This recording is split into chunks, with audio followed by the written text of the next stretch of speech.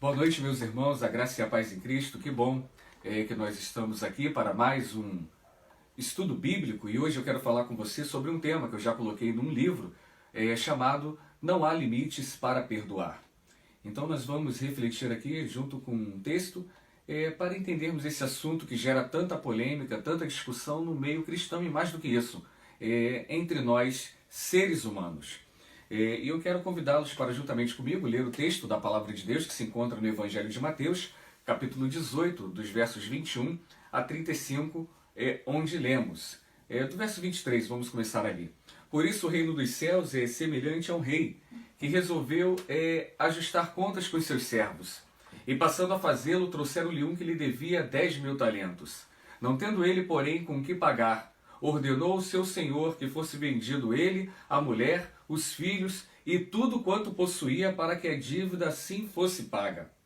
Então o servo, prostrando-se reverente, rogou: Sê paciente comigo, e tudo te pagarei. E o senhor daquele servo, compadecendo-se dele, mandou-o embora e perdoou-lhe toda a dívida. Saindo, porém, aquele servo, encontrou um seu conservo que lhe devia 100 denários, e o agarrando sufocava, dizendo: Paga-me o que me deves.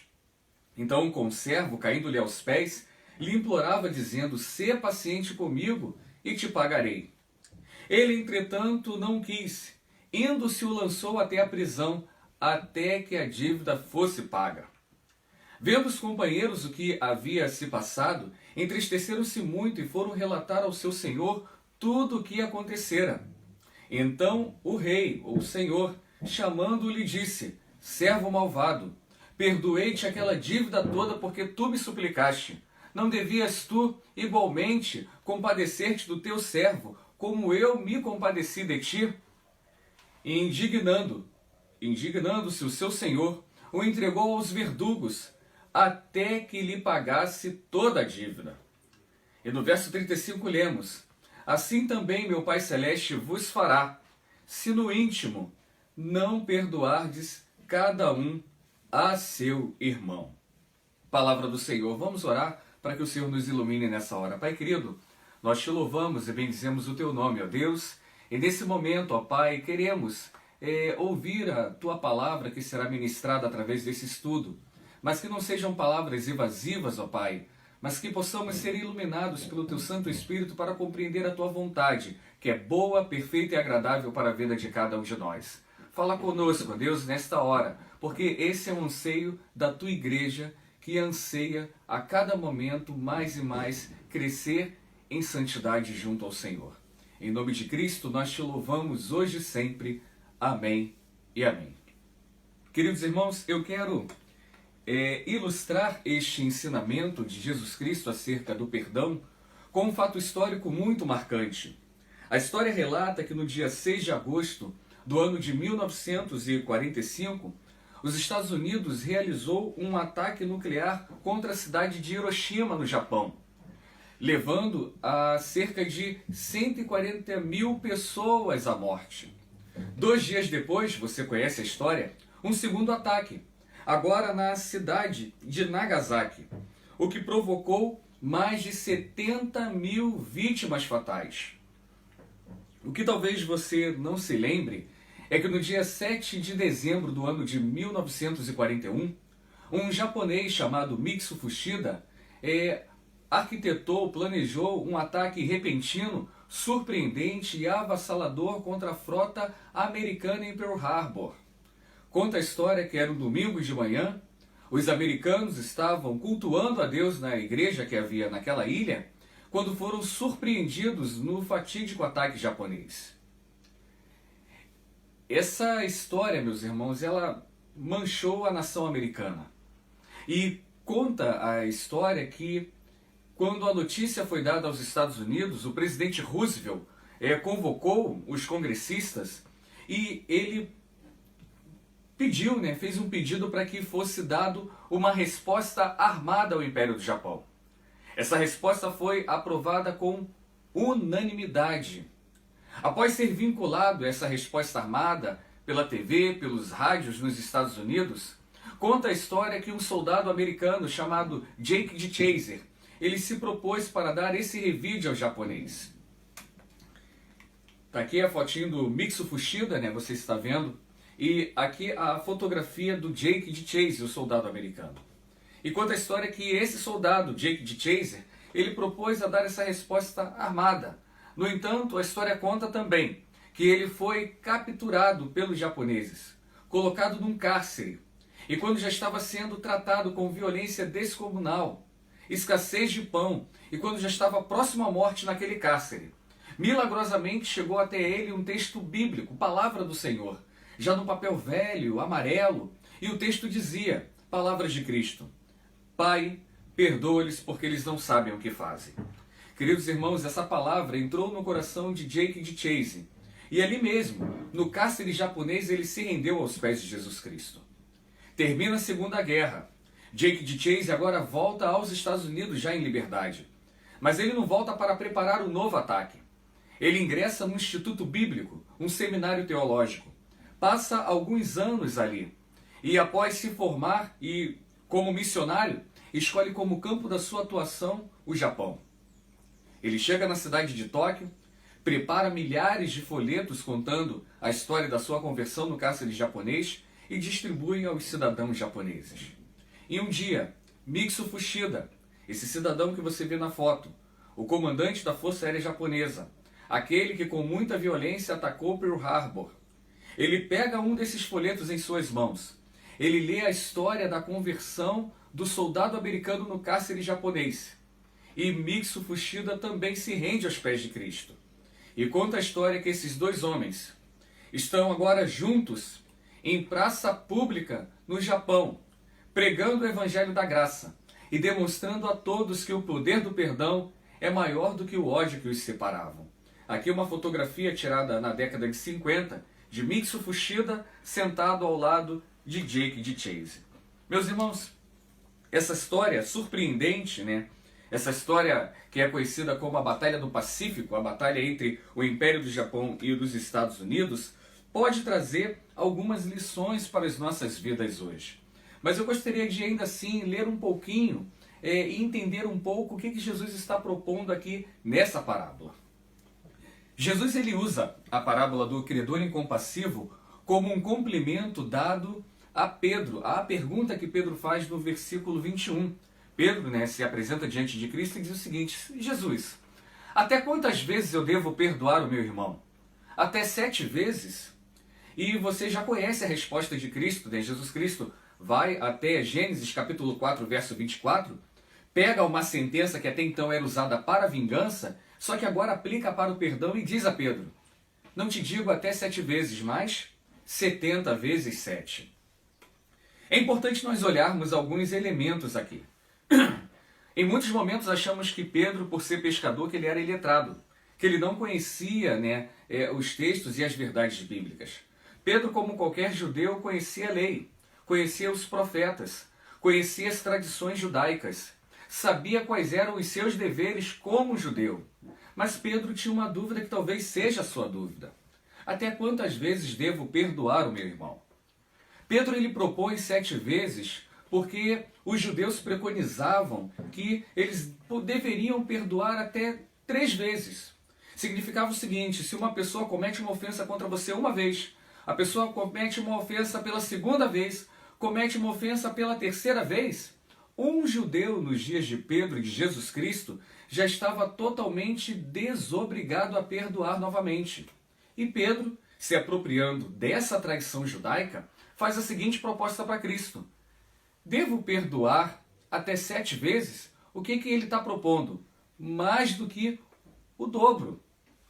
Talvez Pedro pensou que a resposta de Cristo seria: olha, 7 vezes é suficiente, Pedro. 7 vezes é bastante.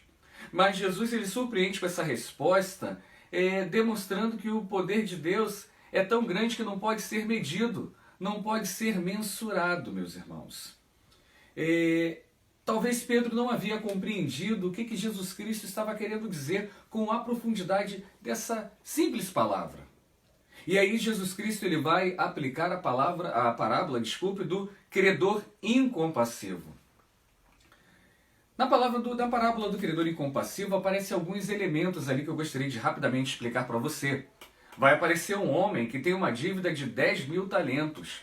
Você recebe em reais. Talvez você até esteja acostumado a fazer a cotação do dólar, do euro, talvez do ouro. Mas e qual era o valor que Jesus Cristo estava se referindo nessa parábola? Esse valor de 10.000 talentos fazia referência a uma outra moeda antiga, o denário.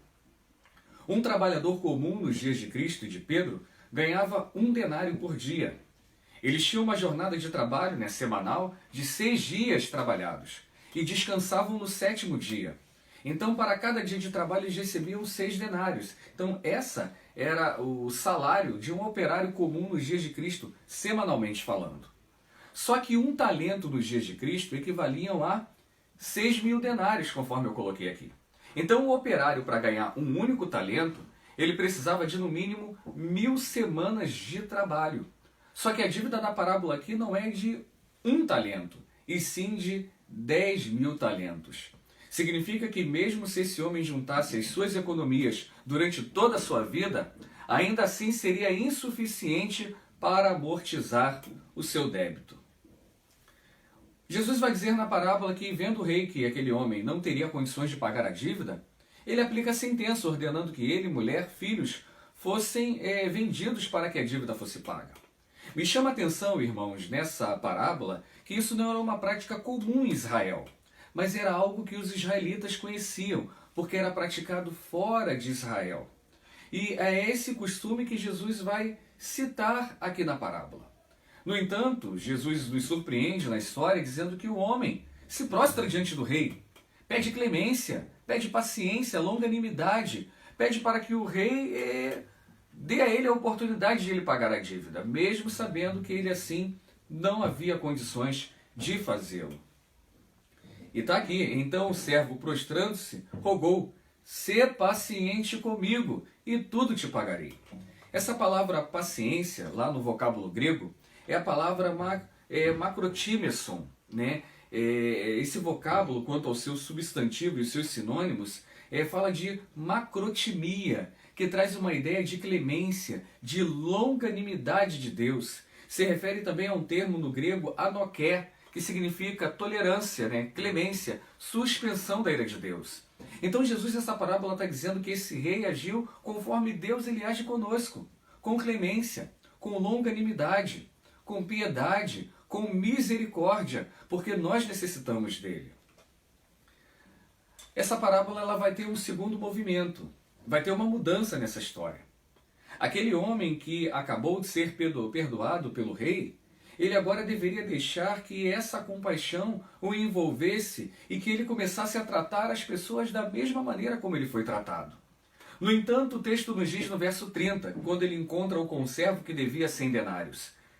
Após aquele homem pedir que pagasse a dívida, que ele tempo, clemência para pagar a dívida, ele não aceita. Aí o texto nos informa. Entretanto, não quis antes, indo-se o lançou na prisão até que pagasse a dívida. No verso 30, o texto vai dizer que esse homem, em não querer perdoar o seu conservo, o texto vai nos informar que ele estava irredutível. É por isso que aparece no texto o imperfeito, o kietelen, está aqui no grego, que traz uma ideia que ele não apenas se recusou em perdoar, mas ele persistiu na sua recusa. Então, Jesus agora, nesse momento da parábola, está falando para algo que já era comum dentro de Israel. Das pessoas que tinham uma dívida de 100 denários, elas poderiam ser vendidas, ou melhor, poderiam ser submetidas à prisão. 100 denários, 200 denários, era totalmente lícito, era totalmente legal que isso acontecesse. A história vai dizer que algumas testemunhas ficaram muito tristes e relataram ao rei tudo isso.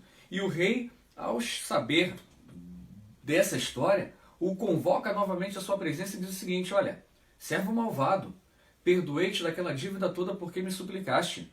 Não devias tu igualmente compadecer-te do teu conservo, como eu me compadeci de ti? E o texto vai dizer que o rei o entregou aos verdugos até que fosse pago o último centavo. Mas eu quero te perguntar uma coisa nessa noite. Que lições nós podemos tirar desse texto?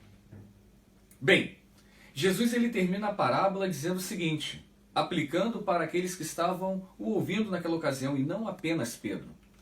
Assim também meu Pai Celeste vos fará, se no íntimo não perdoardes cada um a seu irmão. E eu quero trabalhar com três pressuposições aqui para dizer para você que não existe limites para perdoar. Ou perdoamos tudo, ou não perdoamos. Não existe uma burocratização do perdão. Não existe hierarquia de pecados que as pessoas cometem para nós. Sempre precisamos estar pronto a perdoar aqueles que cometem ofensas contra nós.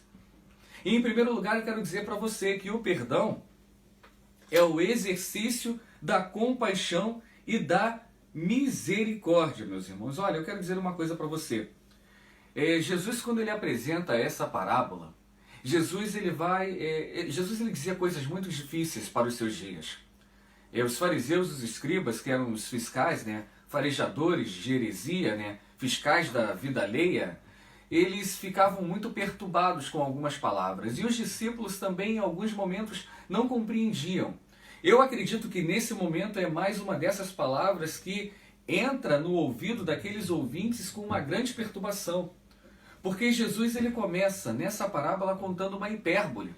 Porque nenhum judeu no primeiro século poderia ter uma dívida de 10 mil talentos.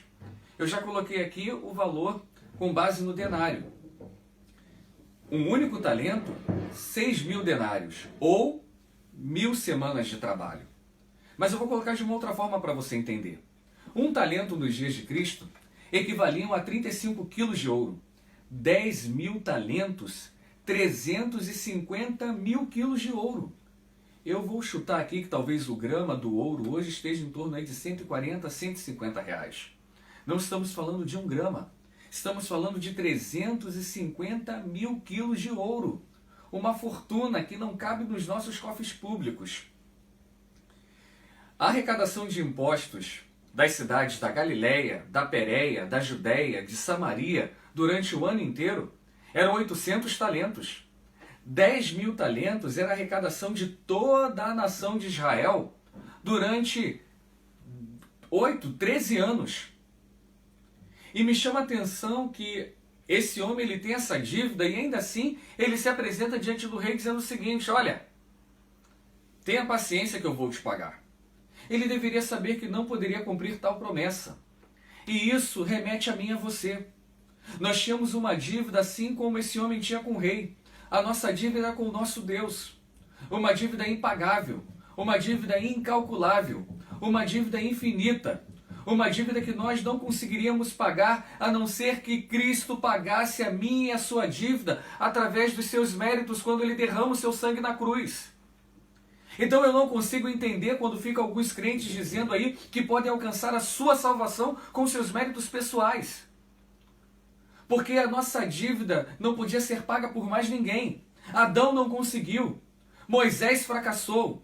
Noé também não foi bem-sucedido.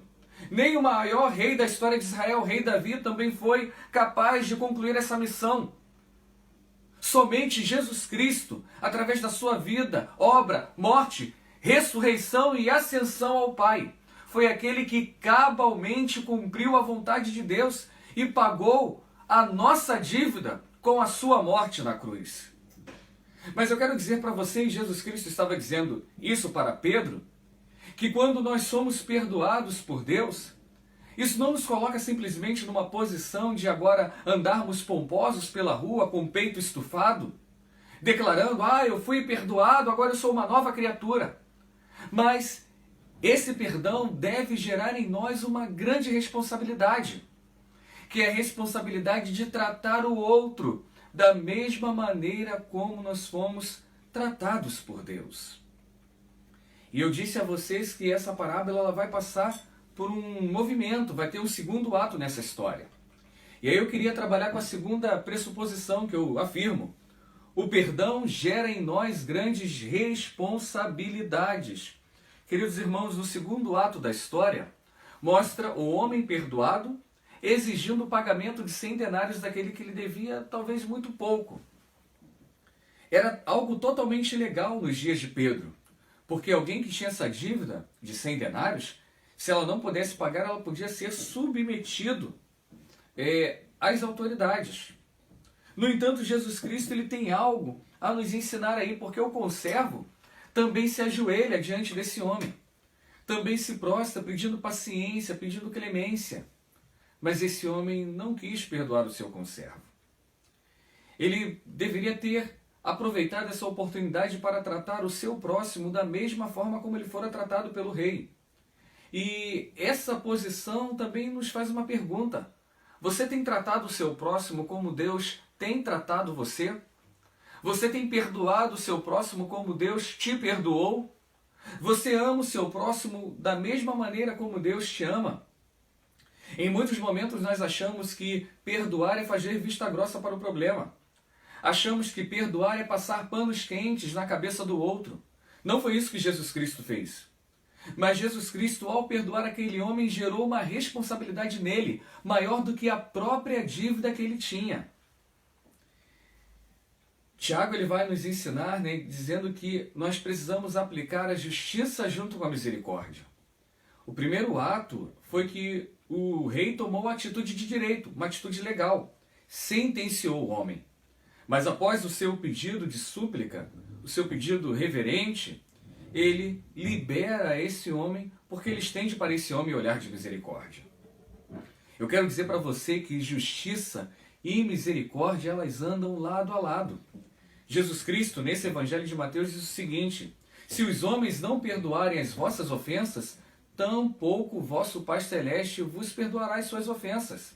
Tiago, lá na sua epístola, declarou: o juízo é sem misericórdia para com aquele que não agiu de misericórdia. E eu tenho pensado que esse foi o erro desse homem na parábola. Ele utilizou a justiça sem o uso da misericórdia. Me recordo do apóstolo Paulo, na sua carta à igreja de Corinto, segunda carta, capítulo 5, verso 18, Paulo ele vai dizer que Deus ele nos reconciliou juntamente com Cristo, e Cristo nos confiou a palavra de reconciliação. No entanto, não é isso que nós temos visto. O que temos visto dentro da igreja e também nos nossos relacionamentos é palavra de discórdia, é brigas, lutas, dissensões, grupos partidários que estão se degladiando uns contra os outros. Não estamos vivendo aquilo que Jesus Cristo propõe para nós como o Evangelho da Graça. C.S. Lewis, que é um autor que eu tenho grande estima, o autor das Crônicas de Nárnia, certa feita ele disse que é muito fácil falar de perdão até que se tenha de perdoar. E nós crentes, nós temos muita facilidade de falar dessas coisas, de amor, de perdão, de auxílio mútuo, até que tenhamos que demonstrar essas virtudes através da nossa própria vida.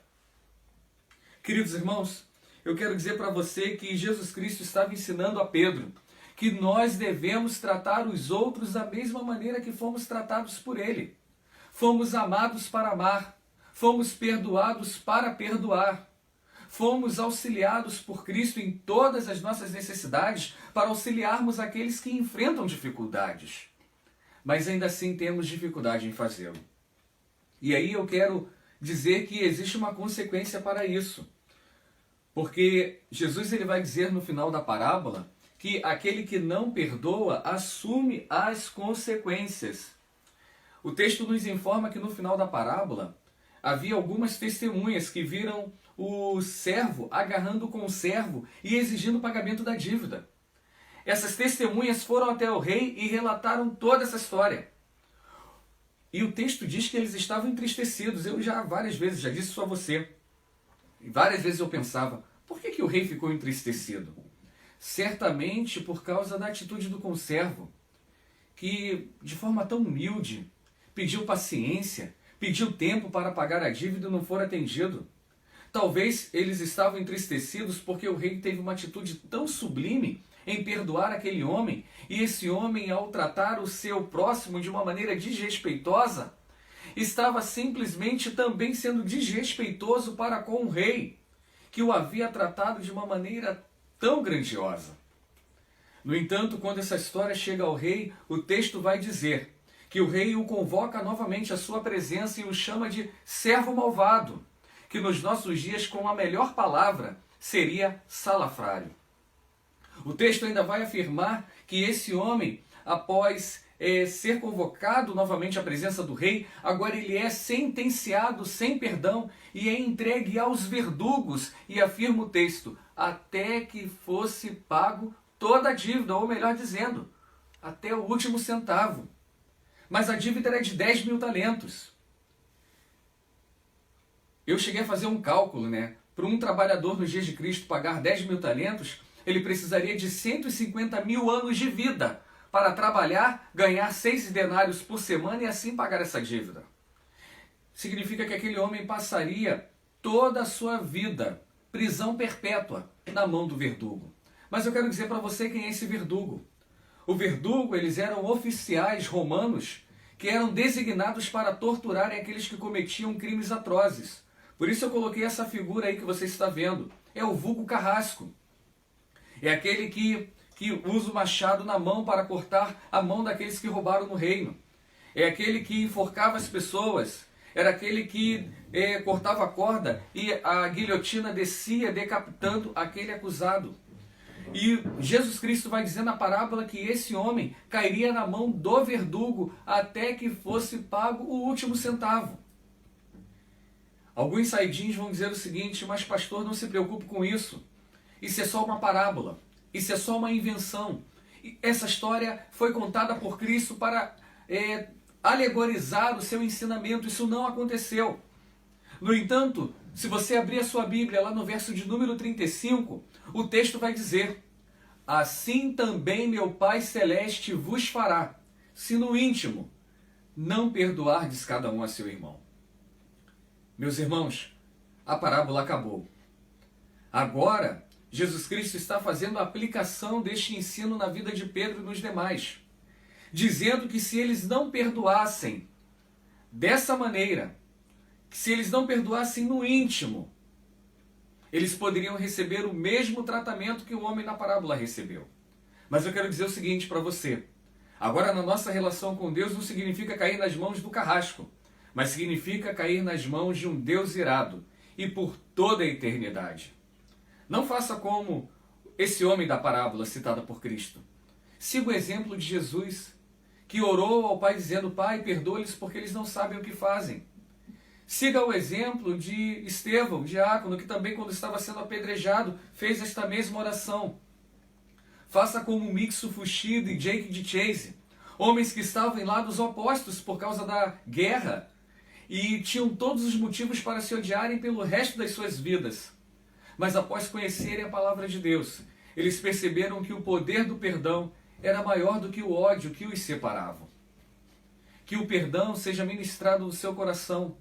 Não seja rancoroso, não guarde a mágoa, não plante raiz de amargura no seu coração, como nos orienta o autor aos Hebreus, mas libere o perdão sem restrição, para que você tenha paz no seu coração, na sua alma, para que você possa recostar a sua cabeça no travesseiro e viver nestes dias tranquilos, e que em tudo isso você venha glorificar o nome do nosso Deus. Volto a dizer, esse texto, ou esse estudo, ele foi baseado no nosso livro, você está vendo aqui, e até o reverendo Guilhermino Cunha, fazendo uma pequena nota para essa obra, ele disse, perdoar não é fácil. Perdoar ilimitadamente somente é possível com a graça, misericórdia e fé associadas. Reverendo Guilhermino Cunha. E esse livro ele já está numa segunda edição, que eu quero aqui apresentar para você. Não há limites para perdoar. Se você não conhece essa obra ainda, você pode adquiri-la. E um pouquinho daquilo que eu falei aqui está contido nesse livro, que certamente vai abençoar a sua vida e também a vida de uma pessoa que está próxima a você. Que Deus nos abençoe nessa hora, que o Senhor continue abençoando a sua vida. Que Deus nos abençoe.